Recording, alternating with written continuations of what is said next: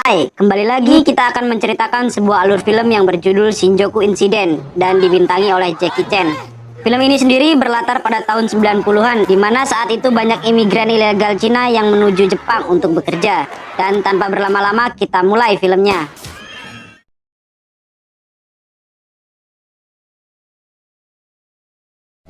Film diawali dengan memperlihatkan banyak imigran ilegal Cina yang melabuh di Jepang dan melumpuhkan seorang polisi yang sedang berjaga dan kabur mencari tempat tinggal di sana. Kemudian terlihat seorang pencuri sandal yang biasa beraksi di saat sholat Jumat. Dia bernama Tieto.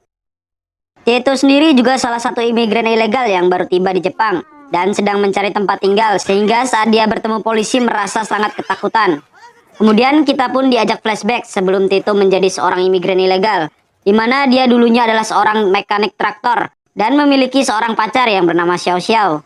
Dan pada saat itu Xiao Xiao meminta izin pada Tieto untuk pergi ke Jepang dan bekerja bersama bibinya. Dan dengan berat hati, Tieto pun melepas Xiao Xiao untuk bekerja ke Jepang. Lalu Xiao Xiao berjanji jika sudah mendapat banyak uang maka dia akan kembali pada Tieto. Namun beberapa waktu berlalu, Tieto sama sekali tidak mendapat kabar dari Xiao Xiao. Dan Tieto pun mendapat informasi dari temannya yang berada di Jepang bahwa bibi Xiao Xiao telah meninggal. Dan semenjak itu Xiao Xiao menghilang. Hal itu yang membuat Tieto akhirnya pergi ke Jepang menjadi seorang imigran ilegal. Kemudian scene memperlihatkan Tieto yang akhirnya bertemu dengan temannya yang bernama Ji. Setelah 2 hari mencari alamat Ji, Ji pun lalu memperkenalkan Tieto kepada teman-temannya yang bernama Lao Gue, Dai, dan juga Bibi Ho. Kemudian terlihat Tieto yang kelaparan pun memakan makanan di sana dengan rakus.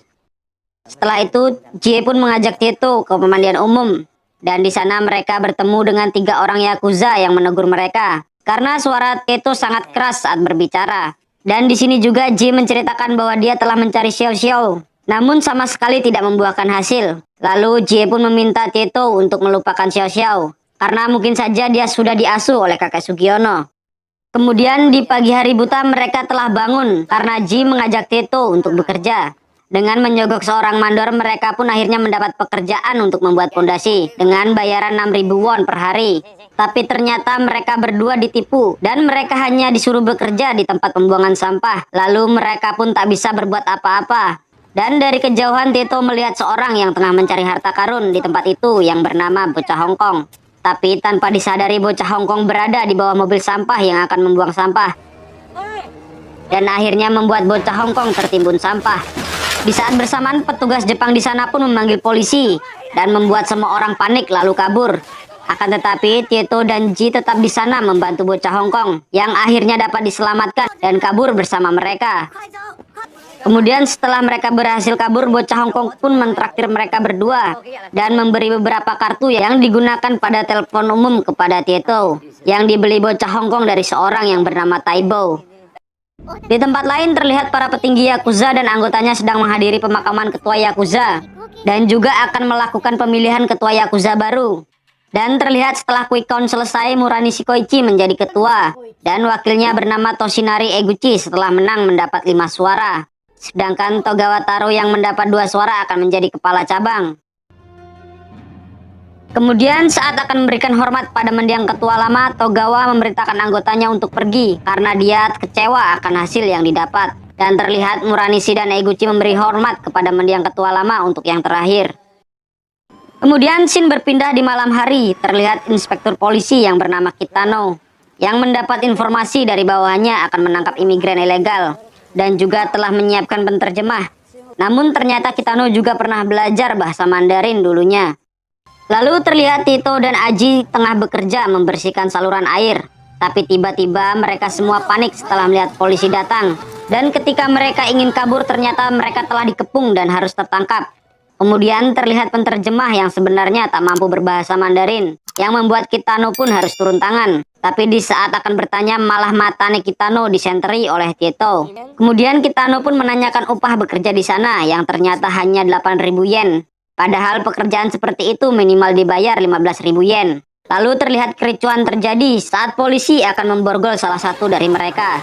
Dan hal ini pun membuat beberapa orang kabur termasuk Tito dan juga Ji. Akan tetapi Kitano mengejar mereka sampai akhirnya pada dam pembuangan air Kitano terpleset dan terjatuh. Kemudian Tito yang melihat Kitano tak bisa berenang pun segera menolongnya. Dan setelah Kitano selamat, Tito pun segera kabur. Keesokan harinya terlihat Tito yang bingung melihat Lao Gue mencuri peralatan golf dengan santainya. Dan Ji pun menjelaskan bahwa toko-toko di Jepang tidak memiliki penjaga, karena orang-orang di sana tidak ada yang mencuri.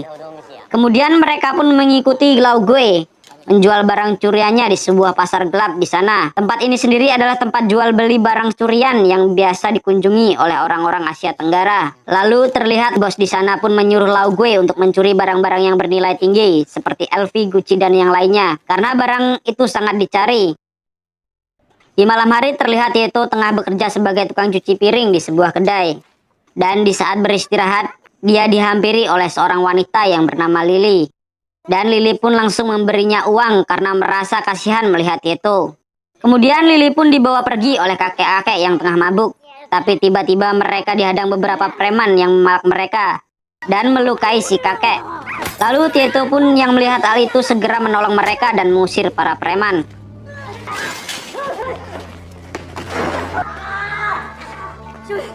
Setelah itu mereka pun kembali ke bar untuk mengobati si kakek yang terluka. Kemudian Lily kembali memberi Tito uang sebagai tanda terima kasih. Tapi Tito pun menolaknya dan mengembalikan uang sebelumnya yang diberikan oleh Lily. Kemudian Lily yang tak enak hati pun akhirnya mentraktir Tito minum dan ternyata bar itu adalah miliknya. Scene pun berpindah pada malam berikutnya di sebuah bar milik orang Taiwan yang bernama Gao, yang tengah menyambut kedatangan Eguchi. Dan terlihat juga Tito dan Ji yang tengah bekerja di sana. Lalu tanpa diduga muncul Xiao Xiao yang kini telah menjadi istri dari Eguchi. Tito pun seolah tak percaya dengan apa yang dilihatnya. Dan di saat rombongan Eguchi akan pulang, Tito pun masih tetap memandang Xiao Xiao. Dan ketika Xiao Xiao melihat Tito pun dia sangat terkejut. Namun dia tidak dapat berbuat apa-apa. Tapi ternyata hal itu pun disadari oleh Eguchi. Sesampainya di rumah, Eguchi pun bertanya kepada Xiao Xiao tentang Tito. Dan Xiao Xiao pun mengatakan bahwa Tito adalah teman sekampungnya. Tapi dia takut menyapa Tito karena dia tak mau Eguchi malu. Namun Eguchi pun menyangkal hal itu karena dia sama sekali tidak pernah merendahkan orang Cina. Dan jika Xiao Xiao ingin bertemu teman dari Cina, Eguchi pun sama sekali tidak melarang. Sementara di tempat lain terlihat Tito yang sangat galau dan meminum banyak alkohol. Lalu setelah itu dia pun mengajak Ji untuk mengguncang Tokyo, yang diawali dengan menanam bibit unggul kepada dua cewek pirang kegatelan. Kemudian terlihat Tito yang telah selesai menanam dan menyiram bibitnya pun berkata kepada Ji bahwa dia akan mencari uang untuk mendapat identitas ilegal di Jepang, walau dengan jalan haram sekalipun. Sedangkan Ji juga menyampaikan bahwa sebenarnya dia memiliki mimpi untuk menjual kacang kastanya. Tapi karena dia hanya memiliki nyali kecil, jadi dia sebenarnya takut untuk melakukan hal itu. Keesokan harinya, Tito pun dibantu bocah Hong Kong menemui Taibo untuk berbisnis kartu telepon ilegal. Dan dia pun mengajak semua penghuni rumah untuk bekerja sama. Dan tak hanya kartu, Tito pun juga mengajak semua orang mencuri barang-barang mewah dengan menyamar menjadi turis. Kemudian Taibo pun menawarinya bisnis lain dengan menawarinya mesin permainan yang telah disetting sedemikian rupa agar dapat selalu menang. Juga meretas beberapa mesin di tempat geng Taiwan.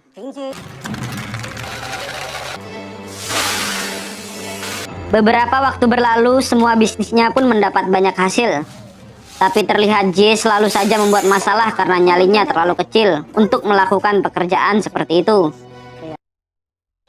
Kemudian di suatu pagi, Tito pun mencari Ji untuk memberinya sebuah kejutan, yaitu dengan memodalinya berdagang kacang kastanye dengan persetujuan semua orang karena melihat Ji yang tidak pantas melakukan pekerjaan seperti itu. Dan Ji pun terlihat sangat senang karena itu adalah impiannya. Keesokan harinya terlihat Tito berada di pasar gelap untuk menjual beberapa barang mewah curiannya. Dan tanpa sengaja bertemu dengan Lily. Lalu Tito pun memberi Lily sebuah tas dan menceritakan pekerjaannya saat ini. Lalu terlihat Tito pun mengajak Lily ikut pulang bersamanya. Dan mengenalkan Lily pada semua penghuni di sana. Semua orang pun menganggap Tito dan Lily sangat serasi dan langsung memanggil Lily kakak ipar. Tapi karena suara mereka sangat ribut membuat pemilik rumah itu yang seorang warga Jepang marah dan mengatakan mereka sangat berisik dan juga jorok. Lalu Tieto pun memberi kakek itu sebuah jam tangan mewah hasil curiannya sebagai permintaan maaf mereka. Kemudian Tieto pun berpikir untuk mengajak semua orang agar belajar bahasa Jepang, agar bisa membaur pada masyarakat Jepang. Lalu Lily pun mengatakan bahwa dia akan mengajarkan mereka semua bahasa Jepang dengan gratis. Dan semua orang pun sangat setuju akan hal itu. Lalu Bibi Hao pun mengajak mereka semua untuk makan karena hari itu adalah tahun baru Cina. Di tempat lain terlihat Ji yang akan pulang bertemu dengan seorang gadis Cina dan mendekatinya. Lalu terlihat ayah dari gadis itu yang bernama Paman Tak tidak suka melihat Ji mendekati anaknya. Tapi dia tiba-tiba dengan ramah mengajak Ji mampir ke tokonya. Namun Paman Tak dengan paksa menyuruh anaknya untuk pulang. Dan benar saja di dalam toko terdapat banyak gangster, relasi dari Paman Tak. Dan Paman Tak pun memerintahkan para gangster itu untuk memberi pelajaran kepada Ji agar tidak mendekati putrinya lagi. Kemudian terlihat Ji yang pulang babak belur yang membuat semua orang panik. Lalu Ji pun menceritakan semua yang terjadi. Dan yang melakukan semua itu adalah Paman Tak. Dan Paman Tak juga telah menyita gerobak dari Ji. Tieto pun sangat marah, tapi semua orang pun mencegahnya karena Paman Tak dilindungi oleh gangster Yakuza. Ji pun tak peduli dan tetap pergi ke sana sendiri. Lalu di tengah jalan terlihat bocah Hongkong yang menyusul Tieto dan menunjukkan jalan ke tempat Paman Tak. Dan sesampainya mereka di sana, mereka langsung dihadang oleh anggota Yakuza.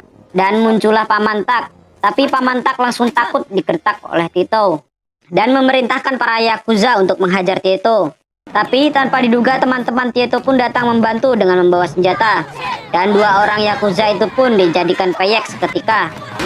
Lalu Tieto pun akhirnya mendapat informasi dari Paman Tak di mana gerobak Ji berada. Tapi tanpa diduga polisi pun datang ke tempat itu dan mereka pun segera kabur dari sana. Kemudian Tieto yang akan membawa pulang gerobaknya pun dikagetkan oleh Kitano.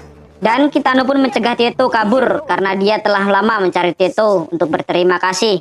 Lalu Kitano juga memberi nomor HP-nya agar Tieto dapat menghubunginya saat menemui masalah. Lalu Kitano menyuruh Tieto pergi karena ada dua polisi ke sana dan Kitano pun mengalihkan perhatian polisi-polisi itu agar tidak mengejar Tieto. Beberapa hari kemudian terlihat Gao mendapat laporan bahwa mesinnya telah diretas dan dia pun berencana menjebak pelakunya. Di malam hari terlihat Ji yang tengah berjualan didatangi oleh Dai yang memintanya untuk menjaga mesinnya sebentar karena dia akan pergi ke toilet. Kemudian Ji yang tengah menggantikan posisi Dai pun didatangi oleh Gao dan langsung membawa Ji ke belakang tempat itu. Gao pun meminta Ji mengaku tapi Ji mengelaknya. Tapi Ji tetap saja tidak mau mengaku. Sampai akhirnya Gao pun menyayat wajah Ji. Dan Dai yang sebelumnya melihat Ji ditangkap oleh Gao pun melapor pada Tieto dan yang lainnya. Tapi terlihat Ji yang masih tak mau membuka mulut pun akhirnya tangannya dipanggang dan dipotong oleh Gao. Tieto dan yang lainnya yang sampai di sana pun tak dapat berbuat apa-apa. Dan Gao pun mengancam Tieto agar tidak lagi menginjak wilayahnya, yaitu Shinjuku. Atau dia akan berbuat lebih sadis daripada ini.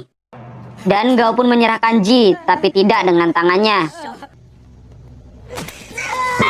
Lalu mereka semua pun harus kembali karena tak mungkin melawan Gao dan anak buahnya.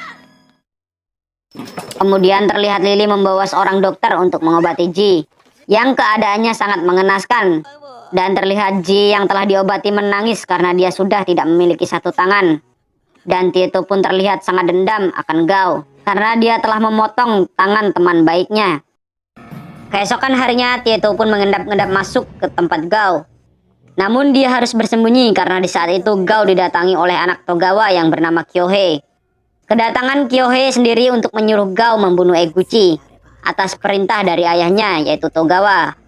Dan Togawa pun menjanjikan wilayah Kabukicho kepada Gao jika dia mampu membunuh Eguchi yang kebetulan akan datang untuk memeriksa laporan tempat yang dikelola oleh Gao. Dan semua pembicaraan mereka pun didengar oleh Tieto yang bersembunyi di sana. Kemudian saat Kyohei telah pergi, Gao tampak tertarik pada istri Eguchi dan mengatakannya pada anak buahnya. Sehingga Tieto pun tahu bahwa yang akan dibunuh Gao adalah suami Xiao Xiao.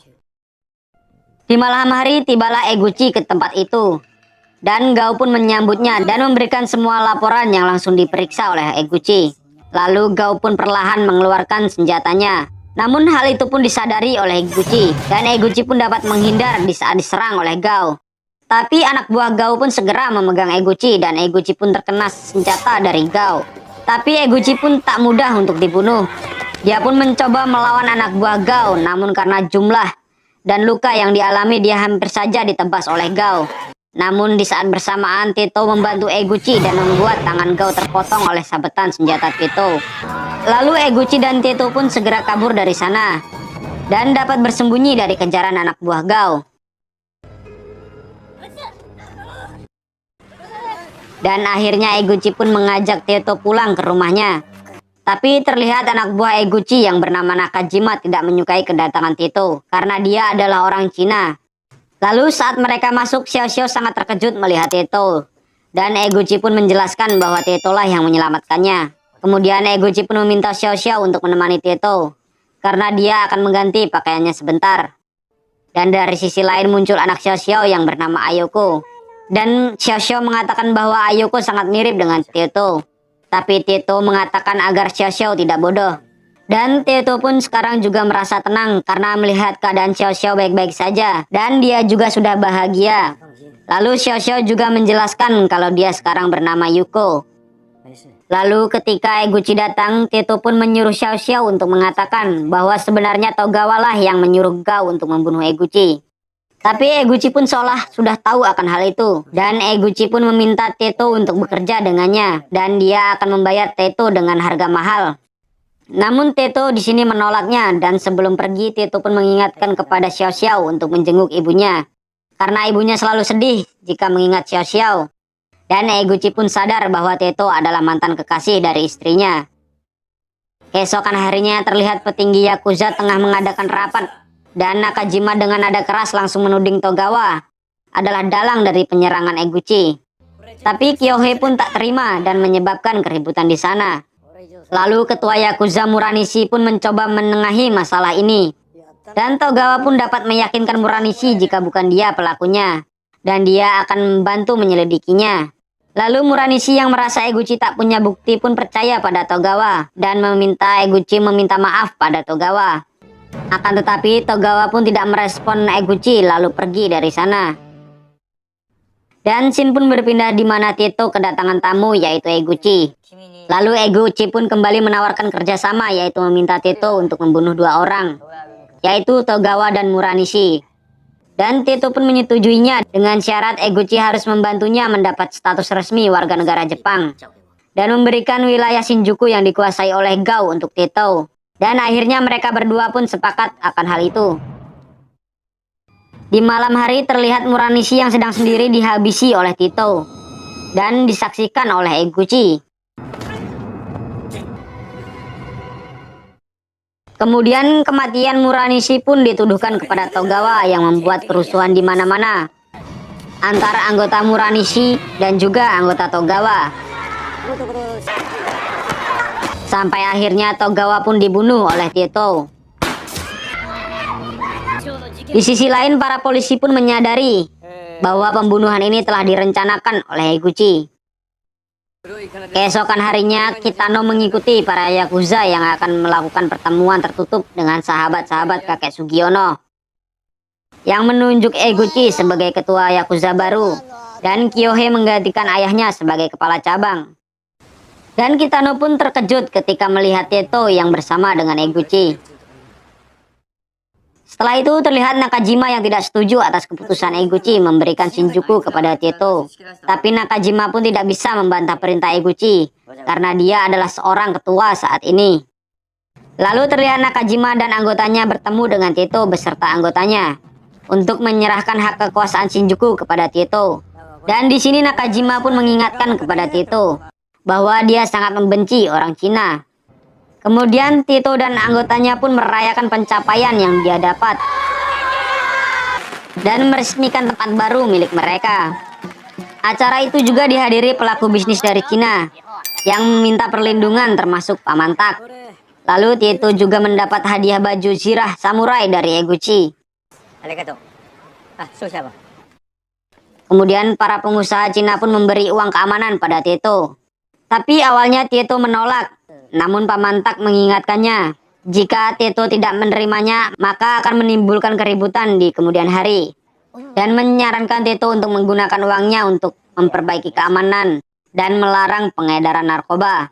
Kemudian Pamantak yang akan pulang pun bertemu dengan Ji dan meminta maaf atas kejadian di masa lalu. Tapi Ji terlihat sangat marah dan menjambak kumis Pamantak. Namun hal itu dapat dihentikan oleh Tito. Dan di sini terlihat sifat Ji sekarang telah berubah. Kemudian di akhir acara Tito pun mengatakan bahwa dia akan membuka usaha yang resmi dan menyerahkan urusan di tempat itu pada Lau Gue, bocah Hong Kong dan juga Taibo. Tito juga berencana memodali imigran yang baru datang dan hal itu pun akan diserahkan kepada Ji.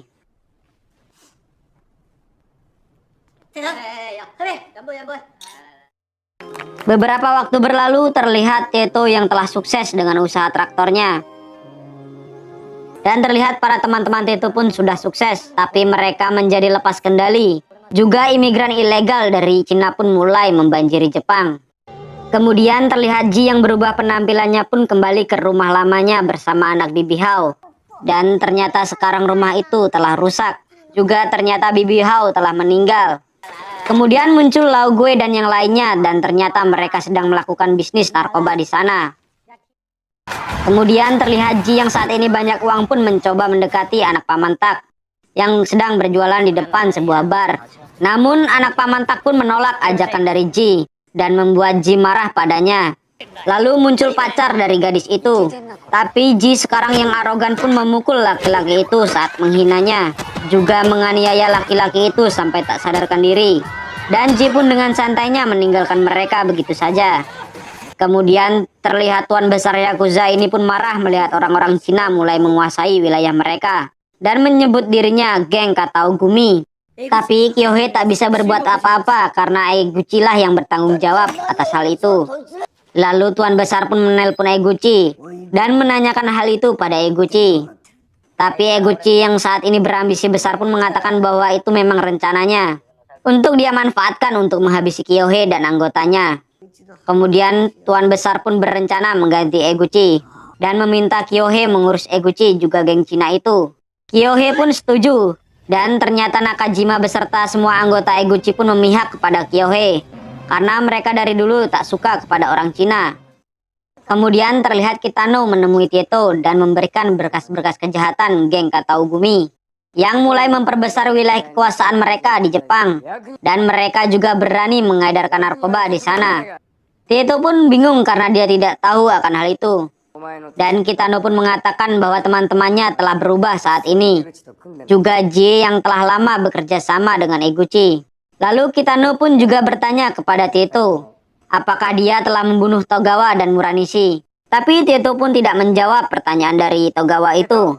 Kemudian sebelum Kitano pergi dia mengatakan bahwa dia telah melunasi hutang budinya kepada Tito karena dia telah memberi informasi ini. Di malam hari terlihat Tito mendatangi tempat yang dia bangun dulu untuk bertemu bocah Hong Kong. Lalu Tito pun melihat sekelompok anak muda yang sangat berisik dan Tito pun mencoba untuk menegurnya. Tapi mereka di sini sangat sombong dan mengatakan bahwa mereka adalah geng Katao Gumi. Lalu mereka pun menyerang Tito. Beruntung bocah Hong Kong datang tepat waktu dan menghentikan hal itu. Kemudian bocah Hong Kong pun memarahi mereka karena Tito adalah bos besar di tempat itu. Mereka semua pun akhirnya meminta maaf kepada Tito. Dan ternyata mereka semua adalah anak buah Ji yang baru datang dari Cina menjadi imigran ilegal. Lalu Tito pun melihat Ji bertemu dengan Eguchi. Tapi bocah Hong Kong mengatakan agar Tito tidak ikut campur karena hanya sekedar untuk mencari nafkah. Keesokan harinya terlihat Lily yang mengajak Tito untuk meninggalkan Jepang dan pergi ke Brazil. Tapi Tito pun menolaknya karena dia tidak bisa meninggalkan teman-temannya. Lalu datang Kitano yang diminta oleh Tito ke sana. Dan Tito pun mengatakan akan menyerahkan bukti kejahatan Eguchi. Dan dia jugalah yang meminta Tito untuk membunuh Togawa dan Muranishi. Lily yang mendengar hal itu pun sangat marah karena dia menganggap Tito melakukan hal itu agar Eguchi dipenjara. Dan bisa balikan lagi dengan Xiao Xiao. Juga bisa menyelamatkan teman-temannya tanpa memikirkan perasaan Lily yang sudah lama mendampinginya. Dan akhirnya Lily pun meninggalkan Tito. Kemudian di malam hari terlihat Nakajima mendatangi Gao. untuk bekerja sama membereskan orang-orang Cina itu. Di tempat lain terlihat Ji tengah bersama Eguchi dan meminta Ji untuk membunuh Kyohei dan tuan besar yaitu Tanaka. Tapi dari sisi lain para anggota Yakuza dan anak buah Gao pun mendatangi tempat itu. Dan di saat bersamaan datang juga Kitano dan Tieto ke tempat itu. Dan semua orang di sana pun sangat terkejut melihat Tieto membawa seorang polisi. Lalu juga datang Ji dan Eguchi menemui Tieto. Tieto pun marah kepada Ji karena dia dekat dengan Eguchi. Dan juga dia telah menjual narkoba. Tapi Ji mengatakan bahwa semua orang di sana juga ikut terlibat. Tieto pun akhirnya memarahi mereka semua. Lalu keributan pun terjadi di sana. Dan Kitano pun mengeluarkan pistolnya tapi direbut oleh Tieto. Dan Tieto pun berencana menggunakannya untuk membunuh Eguchi, tapi ditahan oleh Ji. Lalu tiba-tiba bocah Hong Kong menusuk Tieto. Dan juga Lau Gue yang mencoba untuk menasehatinya. Dan tanpa disadari di luar tempat itu para Yakuza telah siap untuk melempar batu. Dan di saat bocah Hong Kong akan membunuh Tieto, sebuah lemparan batu besar mengenai kepalanya dan langsung membuatnya tewas. Kemudian para Yakuza pun menghujani mereka semua dengan lemparan batu. Setelah itu mulai memanjat masuk ke tempat itu. Tieto dan yang lainnya pun mencoba untuk menghentikan mereka. Tapi J dengan sombongnya turun ke bawah dan mengancam para Yakuza. Sampai akhirnya Gao pun muncul menggertak dan menantangnya. Seketika nyali J pun lempem dan kabur dari sana. Sementara di lantai atas para Yakuza pun berhasil masuk dan menyerang. Begitupun sekarang rolling pintu bawah juga dapat dihancurkan oleh mereka. Dan mereka pun langsung menyerang secara membabi buta. Dan J yang menyaksikan Gao membunuh pun beser di pojokan tempat itu. Lalu datang Tieto untuk membantu di sana dan menyuruh J untuk kabur. Tetapi J malah merangkak dan dia pun sempat tertusuk sampai akhirnya bisa kabur dari sana. Lalu terlihat Eguchi yang bersembunyi di sebelah meteran listrik pun langsung mematikan listrik di sana. Bertepatan saat Tieto telah terpojok. Dan saat listrik mati semua orang pun menahan semua serangan. Kemudian terlihat Eguchi yang akan mencoba kabur dari jendela. Akan tetapi Nakajima yang menunggu di bawah pun langsung menembak Eguchi. Lalu Kitano terlihat menghubungi rekannya agar mengirim pasukan ke sana. Dan Eguchi yang sekarat pun tidak menyangka bahwa Nakajima melakukan ini padanya. Dan Eguchi pun menyerahkan flash disk berisi semua data kejahatan Yakuza kepada Tieto. Dan Eguchi pun mati. Kemudian terlihat para Yakuza pun mulai menyerang kembali. Dai pun mencoba menahan, sedangkan Tieto mencoba meraih bambu yang digunakan untuk hiasan di sana. Lalu terlihat Dai yang tewas dibunuh oleh Gao. Dan Tieto yang marah pun langsung menusuk Gao dengan bambu yang telah berhasil diraihnya.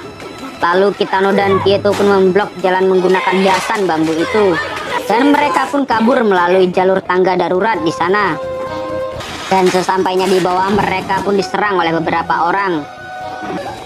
Tapi beruntung polisi telah sampai di tempat itu dan mengamankannya. Tapi Kitano pun bingung karena Tieto tidak berada di sana. Dan ternyata Tieto telah pergi jauh dari sana. Dan sampai di rumah lamanya. Lalu di dalam rumah Tieto pun dikejutkan dengan Ji yang telah berada di sana. Dan J pun mengatakan bahwa dia tetap saja tak bernyali. Kemudian terlihat sosis J pun keluar berserakan. Dan J pun mati. Lalu terlihat Tieto menghubungi Xiao Xiao dan menceritakan semua yang telah terjadi. Lalu meminta Xiao Xiao juga putrinya untuk berkemas. Dan Tieto akan menunggunya di stasiun Okubo. Tapi tanpa disadari ternyata rumah Eguchi juga telah dikuasai oleh Kyohei. Dan memaksa Xiao Xiao untuk mengatakan keberadaan Tieto. Kemudian terlihat Nakajima yang tengah kabur dari kejaran polisi pun diminta Kyohei untuk pergi ke stasiun Okubo. Karena Tieto berada di sana. Dan Kitano juga mendapat kabar dari Tieto bahwa dia sekarang berada di stasiun Okubo.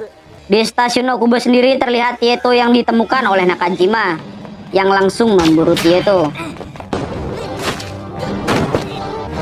Tieto pun mencoba untuk lari dengan sekuat tenaga. Tapi ternyata dia telah dikepung di sana. Di saat bersamaan Kitano tiba di tempat itu, tapi Nakajima mencoba untuk menembak Kitano. Tapi Tieto dengan cepat pun mencegahnya. Namun alhasil Tieto sendiri yang harus tertembak oleh Nakajima. Dan setelah baku tembak terjadi, akhirnya Kitano dapat menembak mati Nakajima. Dan di saat Kitano meriksa tempat itu, ternyata Tieto tidak ada di sana. Dan Kitano hanya menemukan jejak darah Tieto.